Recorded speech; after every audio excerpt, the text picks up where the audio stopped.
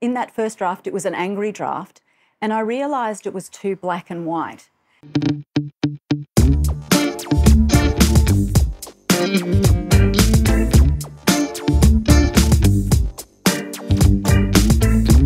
I'm Karen Viggers. My novel is Sidelines, published by Allen and Unwin.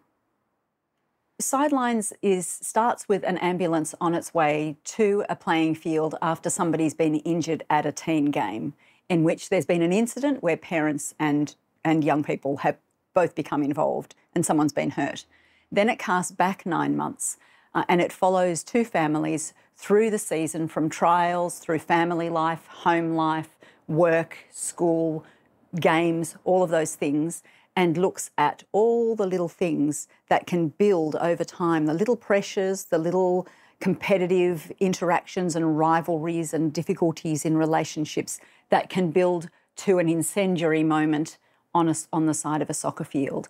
And in doing that, it touches on many themes, including class, because the families are from two different classes in society. But then within that, all the pressures on families, the pressures on teens, sexism, favouritism in teams, pressure, as I mentioned, and how all of those interact to create a cooking pot that can explode.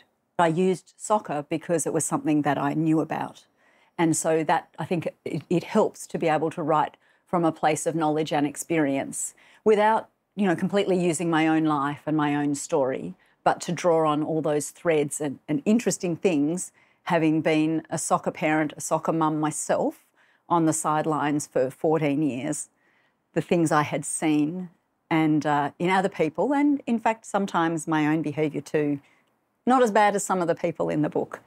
So one family is an upper middle class family with two lawyers in the family.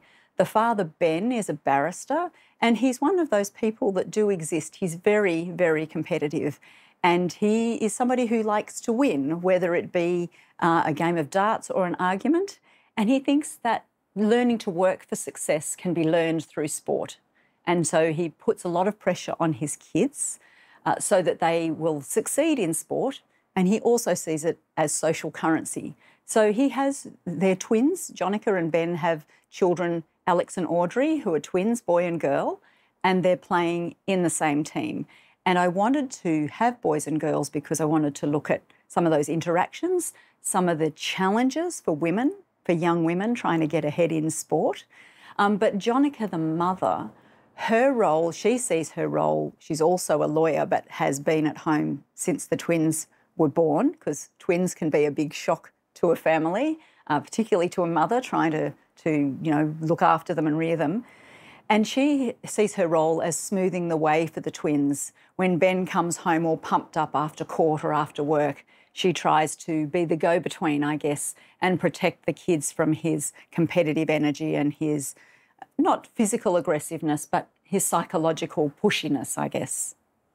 Sometimes the aggression on the side of a football field or any field can be seen as coming mainly from the men, from the fathers.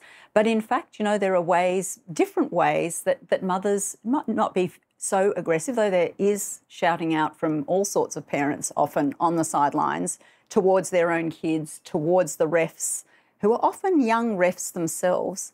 And I really did want to explore those different motivations underlying where some of this problematic behaviour on the sidelines can come from both mothers and fathers. So one of the other characters in the novel, Carmen, is a Greek mother who could have played for Australia herself when she was young.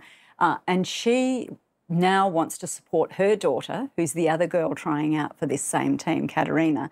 She wants to support her daughter to have the opportunities that she was unable to have herself as a young woman. But she does it in a more subtle, but in some ways you could say it's aggressive way as well. She does it by trying to get on side with the coach, by volunteering her services, by always being available, by having the coach over to dinner, by being there to support the coach in every way so he might give game time to her daughter. So there's different reasons for parents potentially living vicariously through their kids.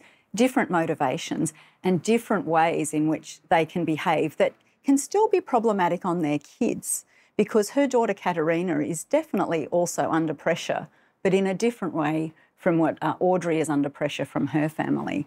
So I didn't want to just write stereotypes. And in my early drafts of this novel, which were very quick, they were often angry drafts because I'd seen many injustices, not just towards my kids, but other kids on the field, coaches showing favouritism, saying it wasn't about winning, but giving all the game time to, their favourites, and other kids sitting on the sidelines and not getting the same opportunities. And I'd seen my son abused by parents and coaches as a referee and dealing with some really difficult behaviour. In fact, he gave up because of that. But I didn't, in that first draft, it was an angry draft, and I realised it was too black and white, and that in fact, characters are people. They feel like people to me, and they are multidimensional.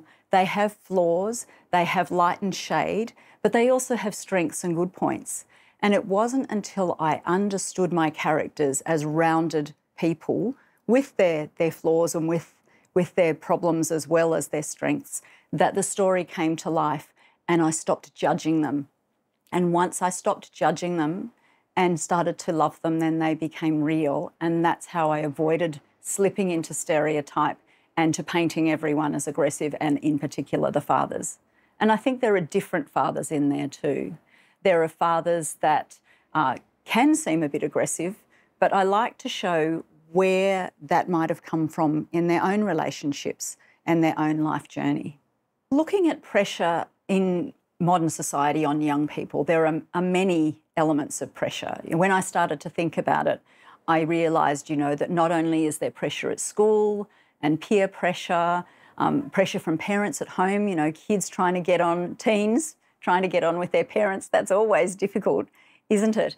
And then I worried that, when sport, which is meant to be an outlet for young people, becomes pressure as well, and then there's all the social media, which adds another layer on top for, I think, definitely for the young people, but I also believe for parents. But I did do quite a lot of research. I looked into impacts of pressure because I think it has a fallout in many different ways. For some kids, that pressure can come out in terms of potentially bullying to try and get ahead themselves.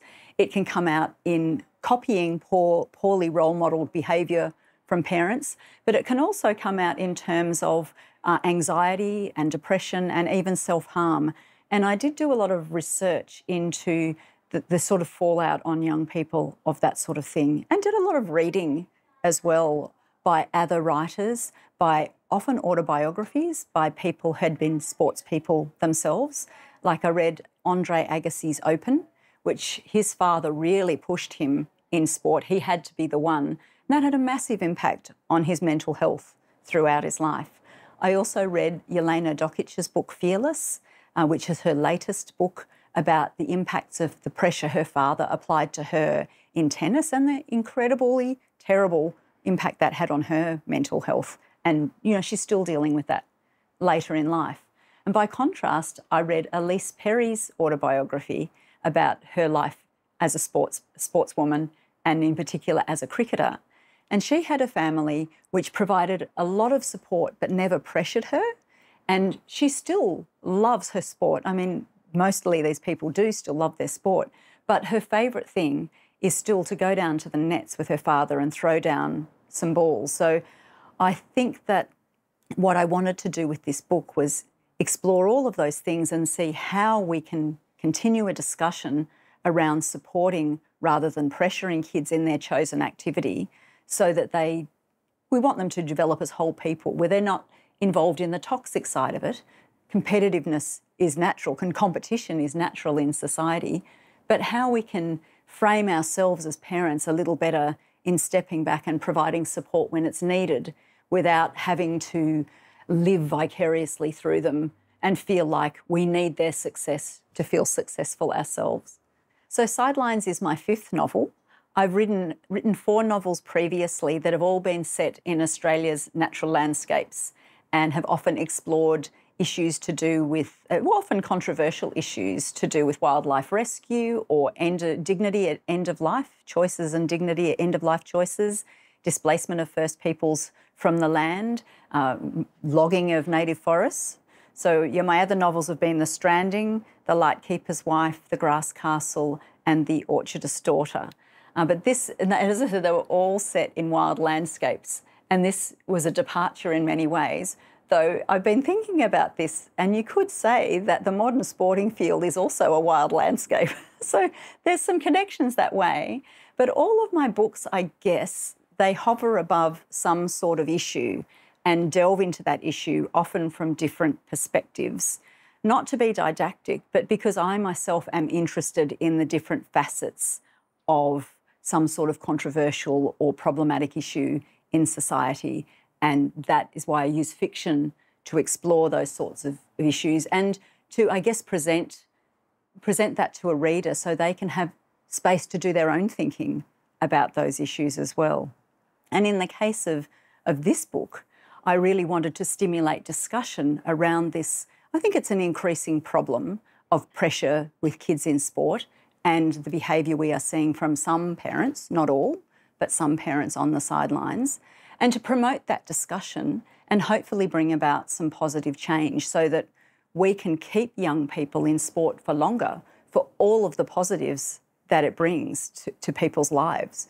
Connection, friendships, fitness, mental health, resilience, teamwork, developing memories and long-term benefits. So that was the purpose of this book really, was to promote that discussion and help us to keep young people playing. My background is as a veterinarian. I always wanted to be a writer. In fact, when I was young, I used to call it an authoress. I wanted to be an authoress. But it is difficult to make a living as a writer. And I'm lucky that I can, instead of having to live to write, I can write to live. Is that the right way around? We might cut that bit out. So, yeah, I've been fortunate to have a wonderful career as a veterinarian, working not only with many different species of domestic animals, but also with wildlife. Fairly early on in my career, about 5 years in, I did a PhD in wildlife health, and I was able to use that experience to have a whole range of amazing opportunities to work with Australian native animals, not in captivity, but in the field where they belong, which is where I love to explore wild places as well. So I've been twice as a volunteer to Antarctica, working with crab-eater seals on the pack ice and Weddell seals in the frozen fjords around Davis Station. I've worked with Tasmanian devils, koalas, possums, greater gliders, quolls, a whole range of species. And these are things I can draw on as well in my writing. So I think being a vet has deepened my knowledge of the world. I am really, really interested in the human-animal bond, how important our animals are to us as members of our family, the support that they provide to us and the mental health benefits of having pets. But I also think we have an interesting connection with wild animals as well. That's something I explore in my first novel, The Stranding. People are very blown away often by seeing whales, you know, when they go out whale watching, and that connection with wildlife and wild places can be important to us too in terms of healing often or finding peace and solace in nature. So I'm really fortunate that my career has given me life experience that's fed into my writing. My next project is a secret, I suppose, but I think I'll go back to nature. I think that there are many pressing environmental issues that I would like to explore, and I think it is my role as somebody who has that experience in many areas of wildlife conservation and nature conservation to explore some of those issues in my writing and to bring that again to readers, but in a non-didactic way through character and through story, because I think that just focusing on an issue doesn't give you a connection with the reader. I think story comes through characters and characters drive the plot. So nature, character, place, plot. It's been delightful to chat to you.